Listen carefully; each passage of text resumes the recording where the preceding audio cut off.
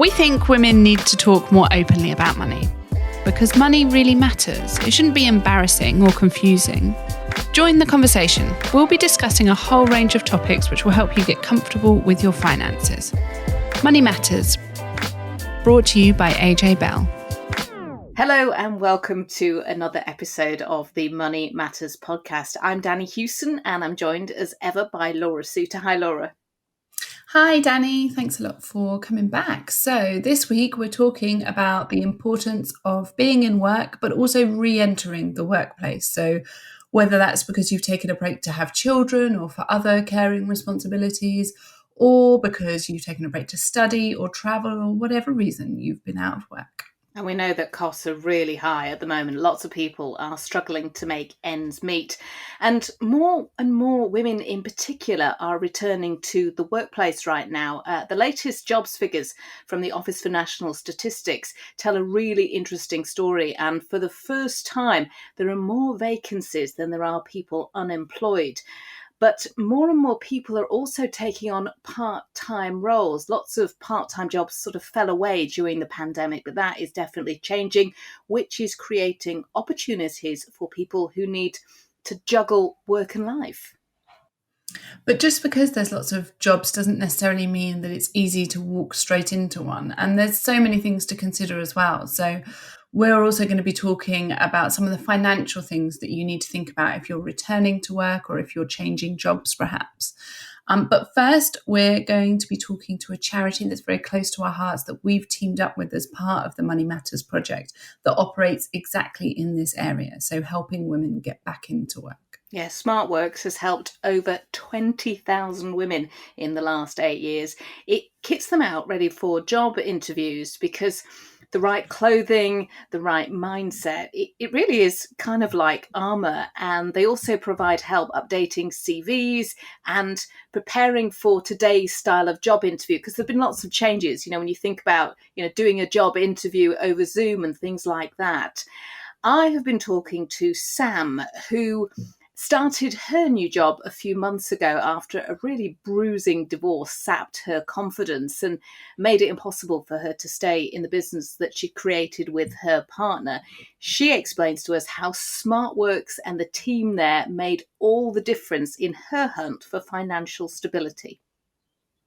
But first, I caught up with Kate Stevens, who's Chief Executive of the charity, to talk about how they help women build up their confidence and why the service is in such high demand at the moment. So could you just start, Kate, by telling us a bit about what SmartWorks is and how it works? Sure. So SmartWorks is a female employment charity, and we are based on a very simple premise, really, which is that when a woman looks and feels good about who she is, she's able to go on and do great things. And we take that simple premise and really give it a profound impact. So we help women who have a job interview lined up, but who haven't been successful in returning to employment. We dress them in an outfit of clothes and accessories that's entirely theirs to keep, and it's styled for them very carefully and thoughtfully. And then she has a 1-hour coaching session just to really help her with the tips she needs to be able to succeed at interview. So together, those two things, the dressing and the coaching, means that she has the toolkit, if you like, to go to the interview and succeed. And we're very proud that after our service at the moment, 72%, which is the highest it's ever been, 72% of the women we help go on to get a job within a month of their visit to us. So we really can show that actually this thing we do here has a very profound impact on the women that we're seeking to help. And could you give me an idea of kind of some of the background of the women that might be coming to you for help? Yeah, it's a really good question. The women we help range in ages hugely. We have 16, 17-year-old girls who might never have worked. We have a lot of women returning who kind of might have taken on personal responsibilities or family responsibilities and so have been out of the workforce. We also have older women who are having to return to the workplace, especially in the current climate, and seek employment after a long gap. So full range of ages, full different economic backgrounds. Everybody is in need, but often might have had different experiences to get to where they are. And I think one of the things that really unites what we do at SmartWorks is that, it only takes one or two things to go wrong in your life where you find that you're in a situation where you do need help. So there's a bereavement, or you lose a job, or something happens to destabilize your life, and actually all those things that you can take, you did take for granted, often aren't there anymore. So we really are there for any woman who needs our support. And they do a wide range of jobs. So a lot of female focused roles. So it might be in retail, it might be in kind of hospitality, or caring responsibilities, or teaching settings. But also we have women doing completely different things. They might be going to be a bus driver, they might be going into some kind of digital training course, or they might be going into other really non-traditional careers too. So a whole range of different job prospects. And so with the current cost of living crisis, are you finding that there's been a big uptick in the number of people that are seeking your service?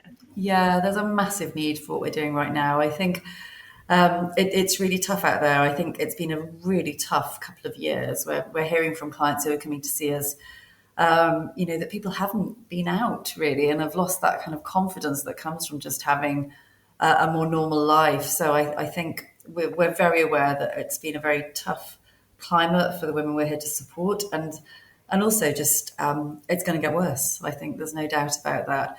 At SmartWorks, we don't create the roles, so we don't create jobs. We're here to help a woman succeed at a role that she might have found through other means. But what we are here to do is make sure that she puts forward her best possible foot and gets the job, because we really believe that having a job can be such an important kind of foundation in being able to transform other parts of your life. So, it couldn't be more important to us. And I think there are jobs for people to go to at the moment, which is good. There are jobs available, but not everybody might feel that they're capable of that job, or that job's for them, or that they really understand even how to kind of access into that job. Yeah, I was going to say that, because obviously on the one hand, you've got the cost of living crisis kind of having a real impact on people's ability to spend, but at the same time, we've got a really buoyant jobs market with lots of vacancies at the moment. So I guess which of those factors are winning? Is the availability of jobs actually improving things for people or not? I mean, it's hard to say. I think at SmartWorks, really what we're here to do is be the conduit between the two. So I really hope that we're here to help women kind of be their best, reach their potential, and go on and get the job. I think it is really, there are jobs out there. They're not necessarily always the jobs that people might want to do. And I think there is a problem about quality of jobs. But that's a kind of a different moment, if you see what I mean, to what we're doing here. I think the joy of SmartWorks is that we're so focused on achieving the thing that we know we can do and make a difference from. So we're very focused on dressing and coaching clients so that they can then go on and get the job. And we do find that once a woman has got a job, often it can change her own aspirations and her own sense of what's possible. So you think, actually, I have got this job, but now I know that I can do this. And I've had this moment where I've reconnected with my potential, with who I am, what I'm capable of. And you know what, I'm going to try for another job. I think I can get a better job. And I think that kind of unlocking is a really important part of what we do. And in that kind of, you've obviously got two factors to your service, the kind of dressing and then the coaching. What kind of advice are you giving people in those coaching sessions to help them succeed at interview and feel more confident as well? Yeah, I mean, we're very client-led at SmartWorks. So I think it's very important that that's a safe space for each woman to bring to the table anything that she might have that's concerning her. So I think that's a really important premise that sits behind the whole service, really. I think within that, actually, we are all women here at SmartWorks, and I definitely think there's a female trait about underselling yourself and not being confident and talking about the things you might have achieved. So I know consistently some of the themes that come up are just about understanding what you're good at, being able to talk confidently about things that you've achieved, being able to sell yourself, really. And then being able to talk honestly about gaps in CVs, I think, is really important, and to be able to explain why those might be there, because often it's a case that that might have happened. So that all definitely comes up. And then it's really lots of different types of advice. So you might have someone coming for an interview who potentially hasn't really been to an interview situation before, and it's really important to just go through the absolute basics of coming into a room, of making eye contact, of shaking hands, of One thing that's been coming up recently quite a lot actually is just sounds very obvious, but not looking at your phone during an interview. And it's a long time as an interview. And if you're very used to having your phone everywhere, then that's not something we can do. So it's been important just to go through those basics so that everybody feels really confident in how to kind of really, really sell themselves. And it couldn't be more important at the moment.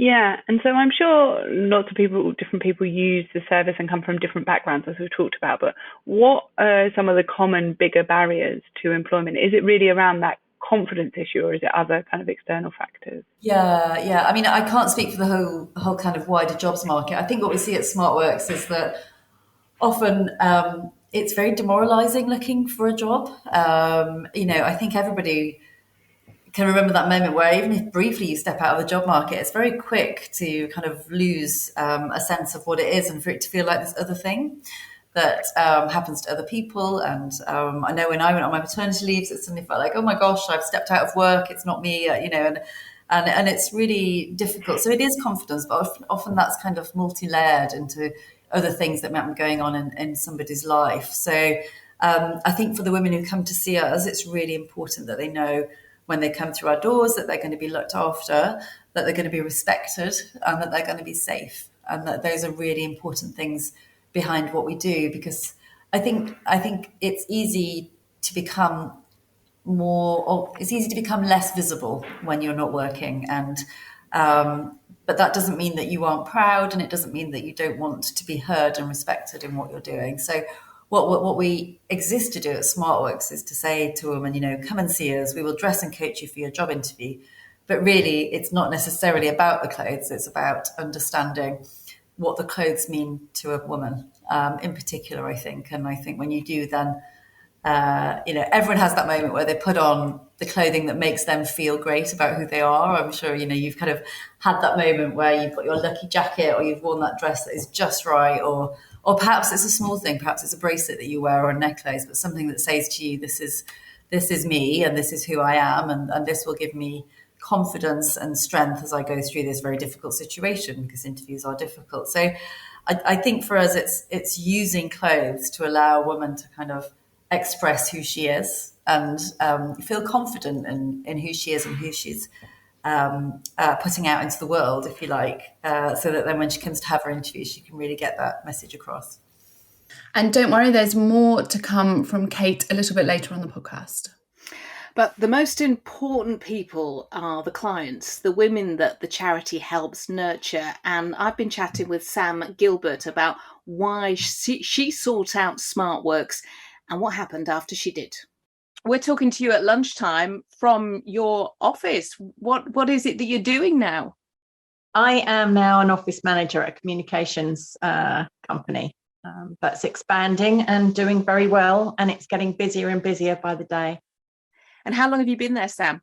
I started on the 1st of February, literally just a few days after I had my SmartWorks. So talk me through what brought you to SmartWorks. I had spent quite a long time in my own business, and divorce led me to leave that business, and it was then back into the work market, which had changed a great deal in that time. Not only how you produce your CV, but also interviewing techniques. And I was struggling.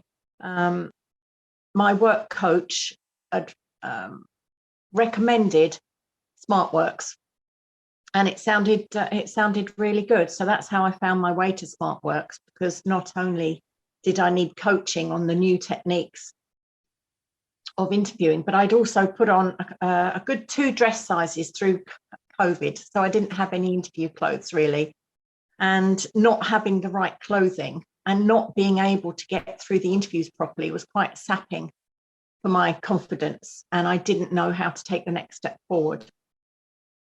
I think a lot of people know exactly what you're talking about when you're talking about going up a dress size through COVID. I think many of us are in exactly the same boat. But when you're then trying to find a wardrobe suitable for going into the office, how important was it to have the right clothes, and how was that experience of being kitted out? Well, having gone to a couple of interviews in what I consider fairly inappropriate clothing, because I'd already been quite a while down into COVID at this point. And I was wearing a summer dress to an interview, and it was the best that I had. And it was making me concentrate on the wrong things during the interview. So I was not feeling confident in either how I looked or in my approach and answers to the interview. And SmartWorks, they helped you figure out what to wear. They gave you an outfit to wear, which would have boosted your confidence anyway. But then they talked you through all the different techniques, the kind of questions that you would be asked in an interview. Well, how that worked was the day I arrived, I had two appointments. One was with a couple of ladies online because it was still COVID, and they helped me through interview techniques. And they did mock interviews with me, which, although it was very mortifyingly cringy, it was very helpful because they did identify very quickly what I was doing, and that was waffling and trying to answer my entire CV within one question. And they managed to, in the period of time that we had our coaching session, really condense some very worthwhile information that I took with me to my interviews, and it helped me immensely with confidence. And with the clothing, when we went downstairs, they looked at my size, they asked about my taste, and then they picked things that they knew would suit my body shape and the type of job that I was going for. So I didn't get stuck in a rut with what I'd normally choose. And I came out with some clothes that I wouldn't have usually considered, but actually fitted me beautifully and looked smart for the roles that I was going for. And they really did make me feel confident. And how did you feel going there? Because I know it can be really difficult just taking that first step and saying, okay, do you know what? I need some help. I was okay with that. I had the confidence to do that because I think it's in my natural personality that if I need help, I will seek out answers. So I did seek them out, and I sought out lots of things, and I found them. I found it harder starting work and going to interviews because they were so different. But that was made a lot easier after SmartWorks. But no, I didn't find it difficult, and they were so welcoming and such lovely people and knowledgeable, and they were like your own band of cheerleaders. They really were. And it was a wonderful experience. I loved every minute of it, and luckily I got to go twice.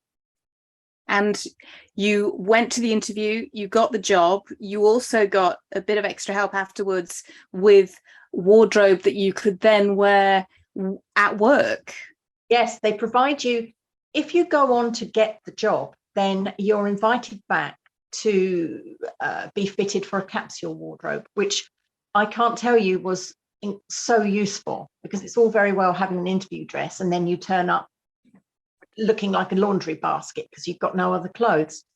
So they set you up with a capsule wardrobe and you look great, and it gets you through until your first pay packet when you can go and get yourself out more. It's hugely well thought out system. So how did it feel when you got that first pay packet? Because clearly, I mean, you'd been through the ringer. It was terrific, actually, and I gave myself a big fat present and booked a holiday to St. Lucia. And if you hadn't got the job, if you hadn't got, you know, the commitment that those pay packets were going to keep coming, I'm guessing that your life would be very different right now.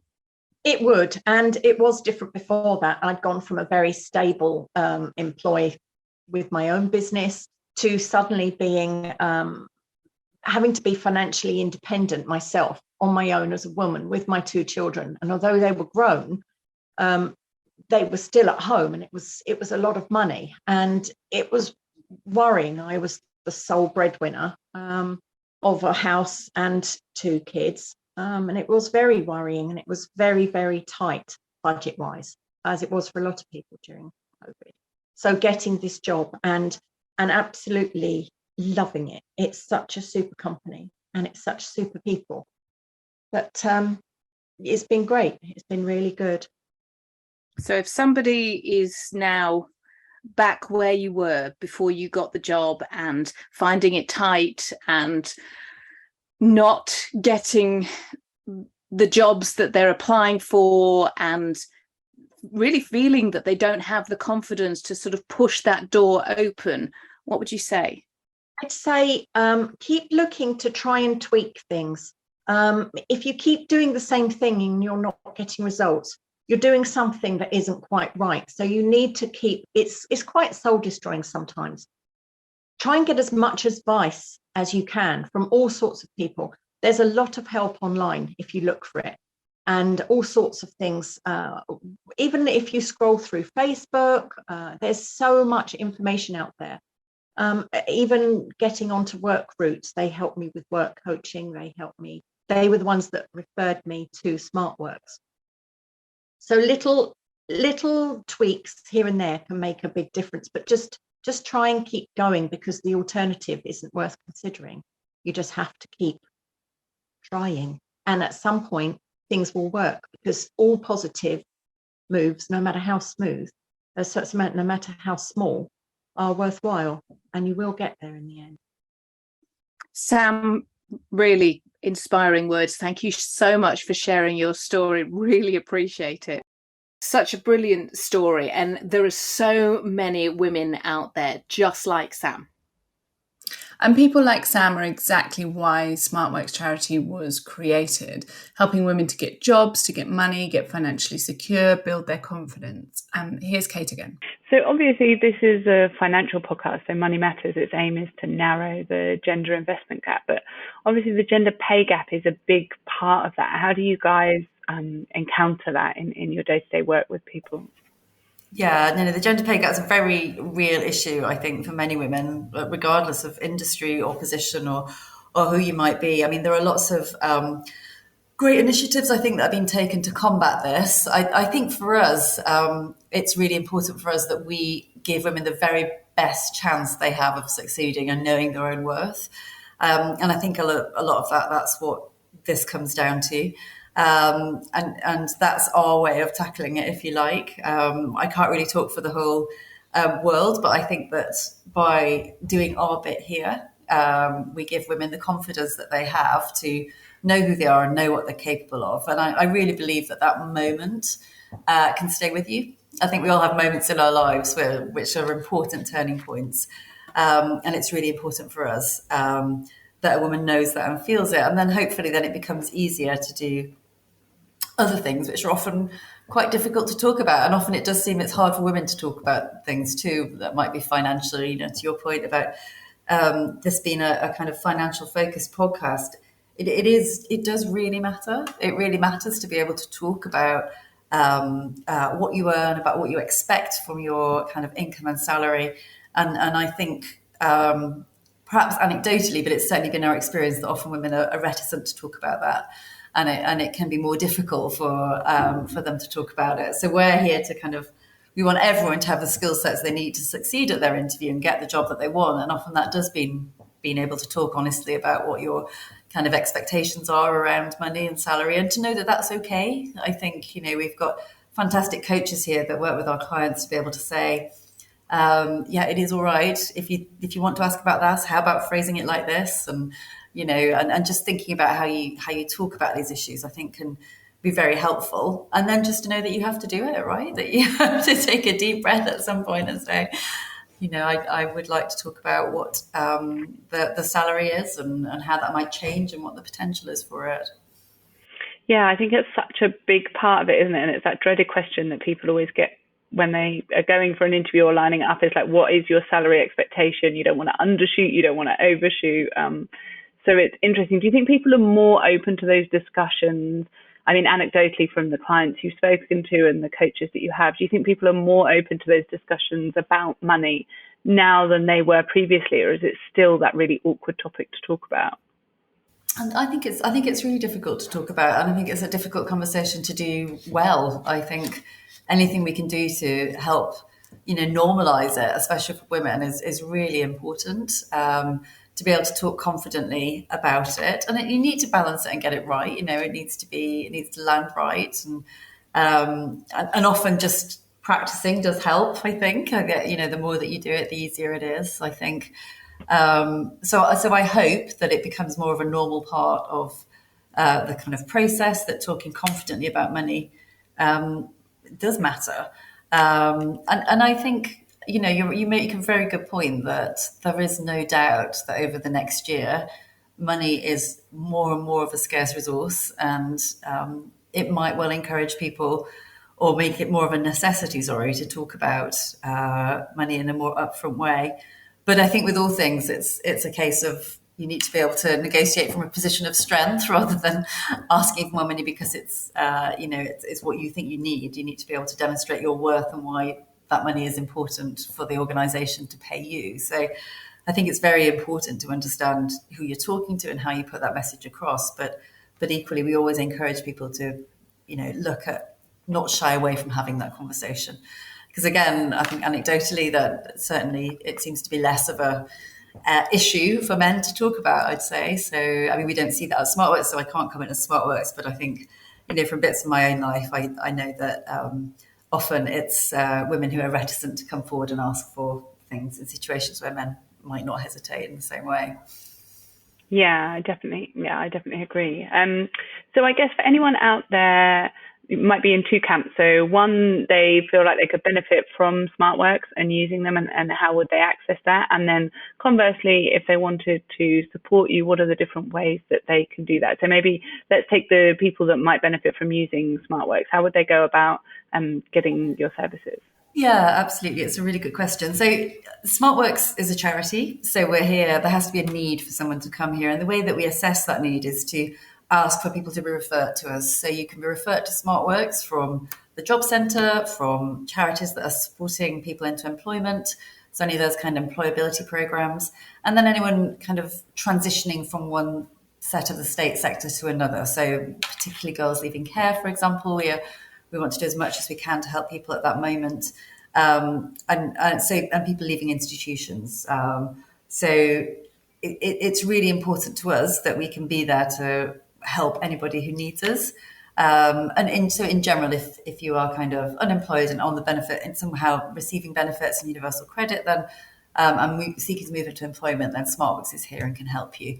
And we're very kind of friendly and supportive in how we make that possible. So we always just encourage people to call if you think that we might be able to help. And, we absolutely have the capacity to help more women, and we want as many women as possible to come through our doors. So it's really important to us to get the word out, I guess. Perfect. And then if you're on the side of maybe wanting to support SmartWorks, what are the different ways that people can do that? Yeah. Again, SmartWorks is kind of built upon the different levels of support that people offer us. So there are three key ways that we need help. All our dressing and coaching is done by volunteers, and a lot of our kind of wardrobe support. So you can imagine, like all good, simple ideas, there is a lot of work behind the scenes to make SmartWorks work, whether that's sorting out our clothing or making sure everything's steamed and on the rails and looking immaculate for our clients, or whether it's actually styling our clients and dressing them, or giving your time to coach our clients. So we are powered by that kind of volunteer support, which is a huge plank of what we do.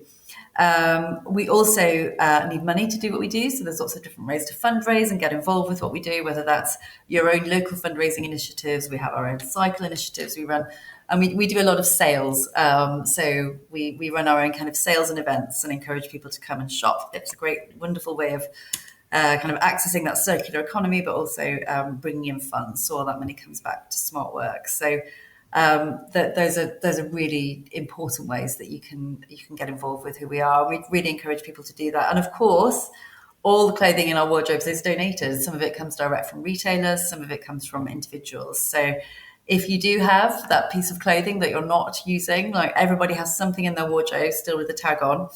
I know this. I've been in lots of rooms where I've asked people, and nearly always all the hands go up. So that piece of clothing can then be given to another woman who can then use it to help her succeed at interview. It doesn't need to be new, but as long as it's kind of good quality and interview appropriate, we do ask that people send those pieces into us. And that works. That works because it's great to have good clothing, but it also works because then the person receiving that feels that she's got someone on her side. And I think that's a big part of it. It's not just giving someone a handout; it's actually looking after them and helping them step up, which I think is a really powerful message. So yes, clothes, volunteers, money. We need all those things. Perfect. Thank you so much for that, and really appreciate you spending the time today. Thanks a lot, Kate. Thank you so much. Kate Stevens there, the Chief Executive Officer of SmartWorks. And Laura and I were absolutely delighted to take part in an event for SmartWorks, along with AJ Bell Chair Baroness Helena Morrissey a little while ago, because getting a job, it really is one step on that road to, financial stability. So many financial issues that people need to think about when they're going for a job, though. Everything from, budgeting for travel requirements, for childcare, making sure that they're claiming all the benefits that they're entitled to, and grabbing free money by signing up to a workplace pension. And Laura, I know you're going to talk through a few of the things that maybe people aren't aware of, just clever tips for people when they are starting work. Yeah, and I think budgeting is probably the one where everyone needs to start. So if you've just gone back into work, or if you've got a new job and your salary has changed, it's a great time to look at your budget. And that essentially means looking at how much you're spending each month and how much you've got coming in. And so you need to work out everything that you're spending each month, which is pretty easy. There's lots of apps on banks that can help you with that now, or you can do it the old school way and look at a past month of your bank statements and see where you're spending money and how much. And then you just really need to set that aside, any money that you've got coming in. So whether that's from your income, whether that's from any benefits or government support you get, or money you get for other income, if you have any kind of jobs on the side, add all that together, and you're basically looking at whether you can balance the books or whether there's a deficit. Obviously, if you've got more money coming in than going out, then that's great. And then you can move to the next step, which is looking at paying off debts or starting saving or investing, depending on your circumstances. If you've got more money going out than you've got coming in, then that's when you really need to tackle the problem. And all of this can seem a little bit daunting and also a little bit boring sometimes.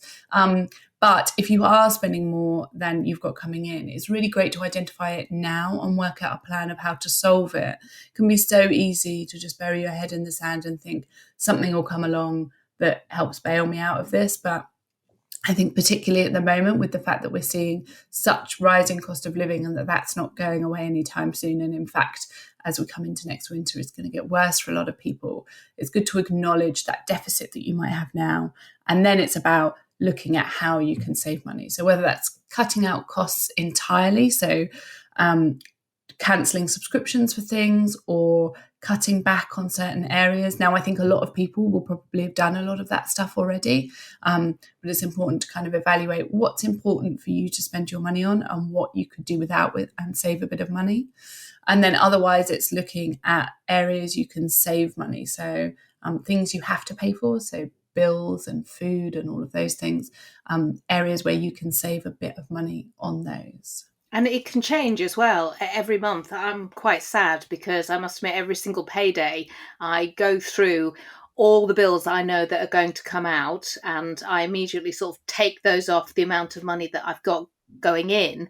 And then I sort of think about anything that might come up. So, car repairs and things like that can happen out of the blue, but just that cushion. And I know that the ONS recently did a survey asking people how they could cope if they had an unexpected bill of £850, and loads more people than ever before said that they really couldn't cope. There are other things to think about when you're starting a job, and a lot of people aren't claiming the benefits they're entitled to. Yeah, so lots of people aren't claiming benefits that they'd actually be entitled to. Lots of people think they're either not eligible for them, or they don't think to check back in when their circumstances change to see whether they would be. If you've got children, then the big ones are child benefit, but also tax-free childcare, which is so chronically underclaimed. We did some figures last week that showed that the government's underspending on tax-free childcare by about £3 billion, which means there's £3 billion worth of money that families could be using to help reduce their childcare costs. So it's really about checking things like that. And then if you're a low-income family, then it's worth looking at a free benefit checker online to see whether there's other help and support you could get up from things like universal credit. It's important to point out that you should never pay for one of those benefit checkers, and you shouldn't pay for anyone to claim those benefits for you. You can claim them for free through the gov.uk website. But you can go to services like Citizens Advice. They're really good at kind of looking overall at all of your finances and seeing whether you might be able to get any support. Because for families out there, if someone's returning to work, then childcare is going to be your biggie if you don't have any family to help. So there's lots of ways where you can reduce those costs. £3 billion is a huge amount of money not to be being claimed. I know. It's because, it's for so many reasons, but mainly lots of people don't realise that they're eligible for it. The name tax-free childcare just doesn't really explain that well what it is. And to briefly explain, it's where you pay money into an account and then the government will top that money up. So for every £8 that you put in, the government will add £2. And then from that account, you can pay your childcare provider. But it goes all the way up to age 11. So lots of people also think that it's just for preschoolers, but you can use it for things like breakfast clubs or after school clubs or holiday clubs.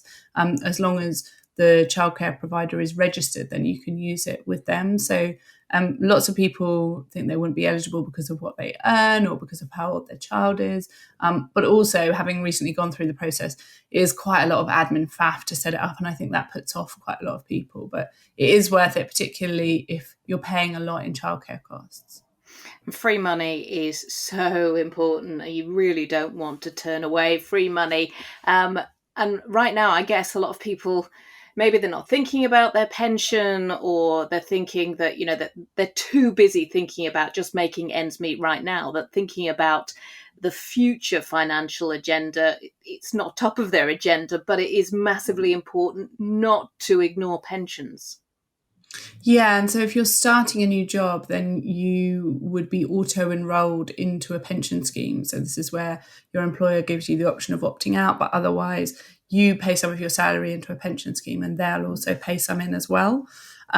There's certain criteria where you might not be eligible, for example, if you're particularly young or if you're earning a very low income, but generally most people would be eligible. And then it's quite tricky to work out whether you should put that money in. I think it's a really individual thing of whether you can afford that extra bit of money each month. So if you go right back to step one that we talked about with budgeting, if you've got to that stage and you know that you've balanced the books and that you've got a bit of spare money each month, then it can be a really good idea to put money in because your employer is going to add extra money in. So it's kind of a bit like a free pay rise. So that one's a good one to look at, but just work out how much it's going to cost you, whether you can afford it. But it's always good to get started with pensions, particularly if your employer is going to give you free money towards it. That is it for this episode. I like to end on free money, Laura. Thank you so much for everyone at the SmartWorks team for all of their help. You can find out more about their services by Googling SmartWorks, or you can find them on Instagram at SmartWorks Charity. Next time, we're going to go back to school. We'll be talking about leaving school and college, getting a job or an apprenticeship, how to put yourself and your kids as well to the best possible start in these things. Until then, thank you so much for listening, and you can get in touch in the meantime in all the usual ways. So you can email us at moneymatters@ajbell.co.uk, or you can find us on Instagram at ajbellmoneymatters. Before you go, please remember this podcast is for educational purposes, and the views expressed don't necessarily reflect those of AJ Bell. The podcast isn't telling you whether certain investments are suitable or not. And don't forget that the value of investments can change, and you can lose money as well as make it. It's also important to remember that tax rules apply, and that the way an investment performed in the past may not be the same as how it behaves in the future. If you want help, go see a qualified financial advisor.